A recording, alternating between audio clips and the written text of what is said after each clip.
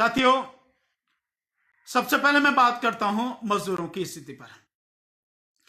इसमें कोई शक नहीं है कि लगातार आप देख रहे हैं, हालांकि होना तो यह चाहिए था कि जब प्रधानमंत्री मोदी ने लॉकडाउन किया तो 4-5 दिन का या हो सकता है हफ्ते भर का समय उन्हें दिया जाता, पूरे देश को लोगों को दिया जाता कि जो कहीं भी हैं, इधर उधर हैं, जो अलग अलग राज्यों में रह रहे हैं, उन्हें बाकायदा समय दिया जाता, हफ्ते भर का समय दिया जा सकता था कि भाई हम जैसे हांगकांग में किया गया, हफ्ते भर का समय दिया गया, तो दिया जा सकता था कि भाई हम उस तारीख को ये लॉकडाउन करने जा रहे हैं और इस लॉकडाउन में पूरा देश बिल्कुल बंद हो जाएगा, जो जहां है वहीं रहेगा, किसी भी तरह का कोई मार्केट नहीं खुलेगा, कोई इंडस्ट्री नहीं चलेगी, कोई बसें नहीं चलेंगी, कोई ट्रक नहीं चलेगा, कोई रेलवे नहीं चलेगा, सारा ट्रैफिक सारा पूरी तरह से बंद हो जाएगा।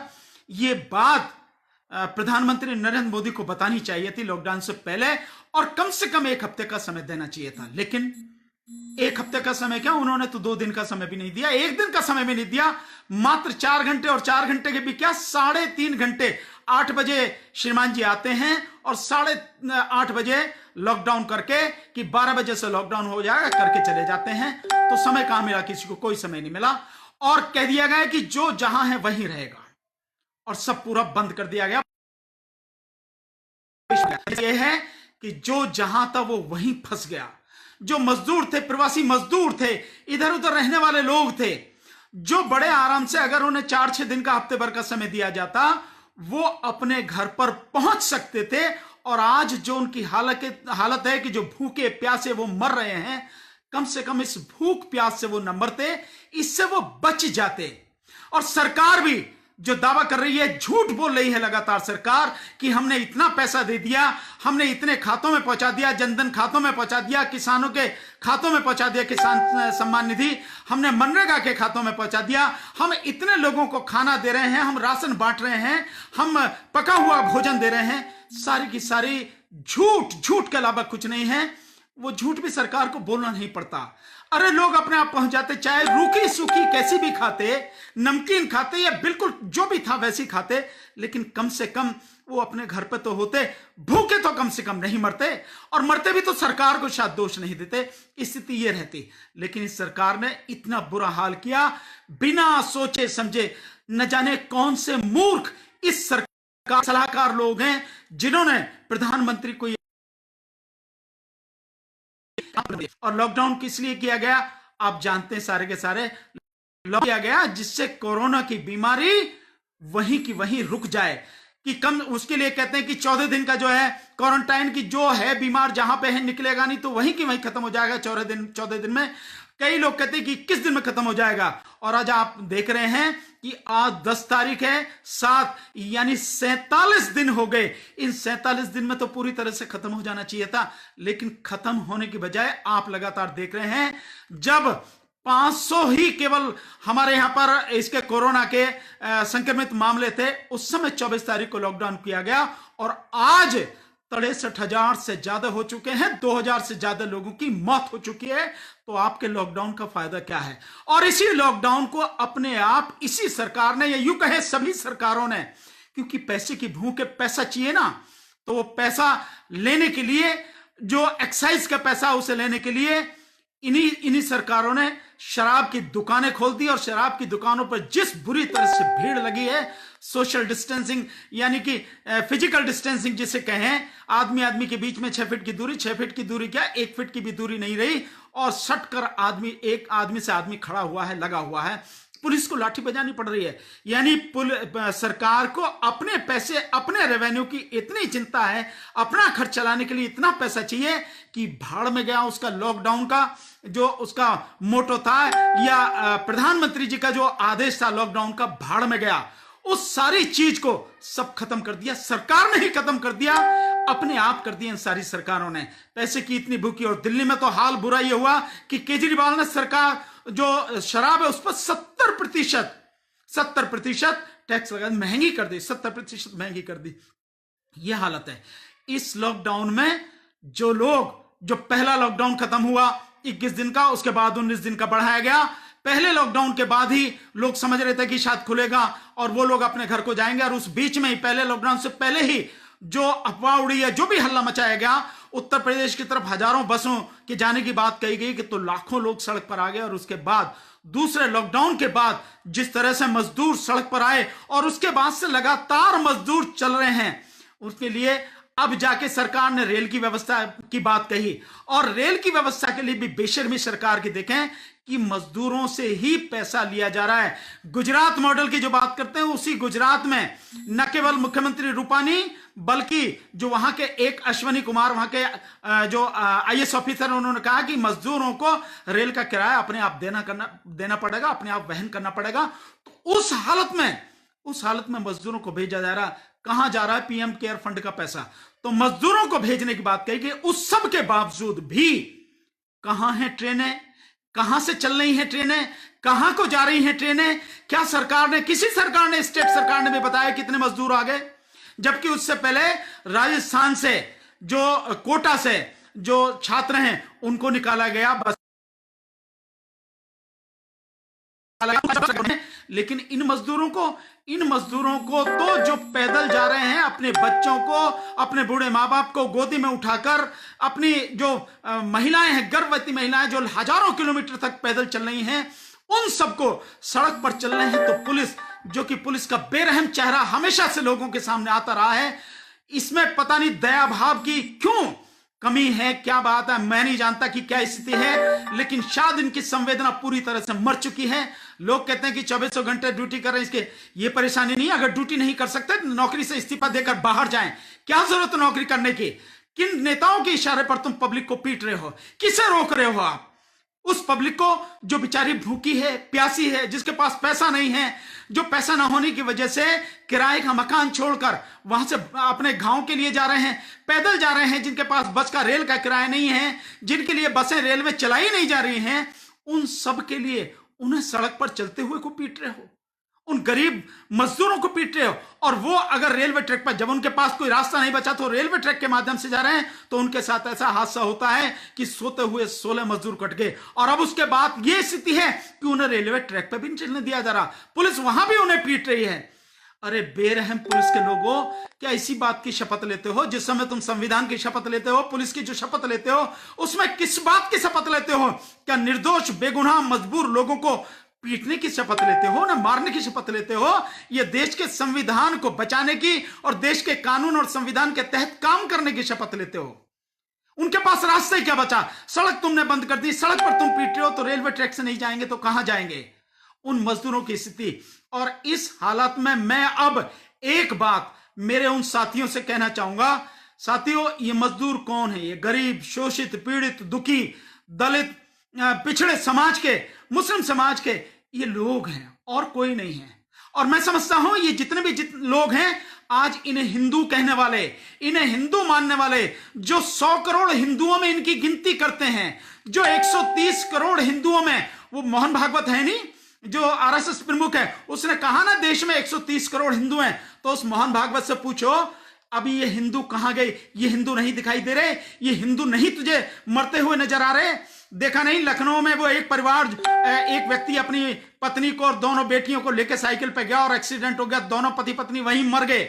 और अभी खबर आई है हरियाणा से कि एक व्यक्ति जो है, उसने जब अपने जो गांव के प्रधान के माध्यम से रविंद्र कश्यप करके है, एक व्यक्ति हरियाणा में रहता है, उसने उनसे कहा कि भाई मुझे, हमें यहां से निकाल लो, चाहे जैसे भी किसी तरह से व्यवस्था करो, सरकार से भी बात करें, लेकिन नहीं निकाला गया। और आखिर में उसने अपनी पत्नी का गला काट लिया, अपना भी गला काट लिया, पत्नी मर गई, लेकिन वो कैसे बच गया। और अब उस पर मर्डर का केस चलाया जा रहा है, उसके खिलाफ एफआईआर हो गई, उसे अरेस्ट कर लिया गया है। ये उसकी स्थिति है। ऐसे ही एक मां ने अपने बच्चों को, तीनों बच्चों को जो है फांसी लगा के मर गई, और बाद में खुद भी फांसी लगा दी, उनको मार दिया और फिर खुद भी मर गई। ये स्थिति गरीब मजदूरों की लगातार सामने आ रही है। तो इसके लिए कौन जिम्मेदार है? वो पीएम केयर फंड का पैसा कहां गया? अब इस स्थिति में जो मैं कहना चाह रहा हूं वो बहुत जरूरी बात है, जिसे समझना बहुत जरूरी है। और विशेषकर मैं बहुजन समाज के लोगों से कहना चाह रहा हूं, जो बहुजन समाज के लोग हैं उनसे कहना चाह रहा हूं, अब तुम्हें समझ में आ गया होगा कि तुम हिंदू तो नहीं हो, क्योंकि अगर तुम हिंदू होते तो सरकार तुम्हारी व्यवस्था करती। ये तुम्हारे नाम पर या तुम्हारे लिए मंदिर बनाने वाले, राम मंदिर बनाने वाले, तुम्हें हिंदुओं का जो हिंदुओं में गिनने वाले, ये सारे के सारे कहां मर गए? अब कहां हैं ये सारे के सारे जिन्हें तुम्हारी पीड़ा नहीं दिखा देती, जिन्हें तुम्हारा दुख दर्द दिखाई नहीं देता, जिन्हें तुम्हारे पैरों के छाले नहीं दिखाई देते, जिन्हें तुम्हारी पेट की भूख नहीं दिखाई देती, तुम्हारी प्यास नहीं बुझाई देती, जिन्हें तुम्हारी रेलवे ट्रैक पर और सड़क पर एक्सीडेंट में जो खत्म होगी लाशें दिखाई नहीं देती, जिन्हें तुम्हारी आत्महत्या दिखाई नहीं देती, कहां मर गए सारे के सारे वो हिंदू जो तुम्हें हिंदू मानते थे? तो तुम हिंदू नहीं हो, ये तो तुम्हें समझ ही लेना चाहिए। मैं बार बार पहले से ही ये सारी बातें लगातार कहता रहा हूं कि तुम हिंदू नहीं हो। तुम्हें हिंदू होने का जो वहम है, ये वहम निकालो। तुम जो हो उसे समझो और वही बनने का प्रयास करो। और मैं जो अब बात कहना चाह रहा हूं वो बहुजन समाज के उन लोगों से जो समर्थ हैं, जो सक्षम हैं, जो लोग कुछ कर सकते हैं, न केवल अपने लिए बल्कि इस समाज के लिए भी कुछ कर सकते हैं। और अब उनसे कहना चाहता हूं, मेरे जो रेलवे की जो SC/ST एसोसिएशन है, जिसने 70 करोड़ रुपए पीएम केयर फंड में दिए हैं, कहीं नजर आ रहा है कि आपके जो दिए गए वो 70 करोड़ रुपए हैं, उनका कोई अंश रेलवे के माध्यम से? तुम तो रेलवे से ही हो ना, क्या तुम्हें नहीं पता? क्या तुमने देखा है कि तुम्हारी रेलवे के माध्यम से उन मजदूरों को ले जाने की कोई व्यवस्था की गई है? तो तुम्हें मन में सवाल नहीं आता तुम्हारे कि तुम्हारे उन 70 करोड़ रुपयों का क्या हुआ? काहे के लिए तुमने पीएम केयर फंड में दिए? अरे अगर उन पैसों को, जो 70 करोड़ रुपए आपने अपनी 3.5 लाख SC/ST के जो कर्मचारी हैं रेलवे के, उन्होंने अपनी एक दिन की जो तनख्वाह दी, उस सबको अगर उसमें ना करके हम लोग उसका सही तरीके से सदुपयोग करते, कोई और फंड बनाते, उसमें हम लोग जमा करते और सीधे सीधे मजदूरों को मदद देते, उनके लिए राशन पहुंचाते, उनके लिए खाना पहुंचवाते, उनके लिए बसों की व्यवस्था करते। रेलवे का किराया जिस तरह से कांग्रेस ने घोषणा करी मजदूरों के लिए रेलवे के किराया देने की, हम भी उसमें शामिल होते, हम लोग भी उसका जो है किराया देने की बात करते, तो हमारे मजदूर भाई बहन, हमारे ये बच्चे अपने घर नहीं पहुंच गए होते, निश्चित रूप से पहुंच गए होते। तो सोचो आप कि क्या किया। मैं आप सबसे निवेदन करूंगा कि हम सब अब जो स्थिति है लॉकडाउन की, मैं नहीं उस विषय में कुछ कह सकता हूं। मुझे पक्का विश्वास है कि ये लॉकडाउन 17 तारीख के बाद में निश्चित रूप से और कम से कम 2 हफ्ते के लिए और बढ़ेगा, और सरकार ही इसकी धज्जियां उड़ा रही है। इसी से आप समझ सकते हैं कि सरकार ने इन 47 दिनों में 3000 से ज्यादा नियम बनाए हैं, नियम बदले हैं। कभी ये नियम, कभी वो नियम, कभी इसको तोड़, कभी इसको तोड़, कभी ये बना, कभी ग्रीन जोन, कभी ऑरेंज जोन, कभी रेड जोन। ये जोन पहले नहीं थे लेकिन अब बाद में बनाए गए। आगे क्या क्या बनेंगे हमें पता नहीं है, कितने टेस्ट हो रहे हैं हमें पता नहीं है, और इन टेस्ट में जिस तरह से धीरे धीरे लगातार स्थिति बढ़ती चली जा रही है। और अभी आपने देखा होगा रणदीप गुलेरिया जो हैं, जो all India institute of medical sciences यानी एम्स दिल्ली के जो डायरेक्टर हैं, उन्होंने कहा है कि जो कोरोना का पीक है वो जून जुलाई में आने वाला है। जून जुलाई में वो पीक आने वाला है, और जून जुलाई में अगर पीक आने वाला है और जिस स्पीड से बढ़ रहे हैं, आप स्थिति लगा सकते हैं कि कितनी भयानक होने वाली है। या तो लॉकडाउन बढ़ेगा या बढ़ा नहीं खुलेगा तो लोगों को मरने के लिए अपनी स्थिति पर छोड़ दिया जाएगा, क्योंकि ना तो डॉक्टरों के लिए, ना मेडिकल स्टाफ के लिए, ना नर्सिस के लिए, ना सफाई कर्मचारियों के लिए, ना पुलिस के लिए, ना और प्रशासनिक अधिकारियों के लिए, किसी के लिए भी इस सरकार के पास PPE किट नहीं है, ना दे पा रही है। और टेस्टिंग का क्या हाल है आप सबको मालूम है। इन स्थिति में मेरा आपसे कहना है साथियों, बहुत ही आपसे मेरा विनम्र निवेदन है, पीएम केयर फंड में 1 पैसा दिए बिना ही, कोई पैसा उसमें देने की जरूरत नहीं है, हम सबको मिलके एक मजदूर केयर फंड बनाना चाहिए। जैसे ही लॉकडाउन खुले उसके बाद में हम सबको इसके लिए एक ट्रस्ट बनानी चाहिए, और ट्रस्ट बना के 1 पैसा, एक जो फंड है ये हमें बनाना चाहिए, और इसको बना के हमें सीधे सीधे, बजाय किसी सरकार के, भाड़ में गई सारी सरकारें, चाहे केंद्र सरकार हो चाहे राज्य सरकार हो, क्योंकि आपने देख लिया होगा कि राज्य सरकारों की क्या हाल है। आपने देखा कर्नाटक की राज्य सरकार, जो बिल्डर लॉबी है, उस बिल्डर लॉबी के दबाव में आके रेलवे, उन्होंने रेल जो वहां से चल रही थी उनको कैंसिल किया, और जब सोशल मीडिया में हल्ला मचा, प्रेशर पड़ा, तो तब उन्होंने उसको खोला।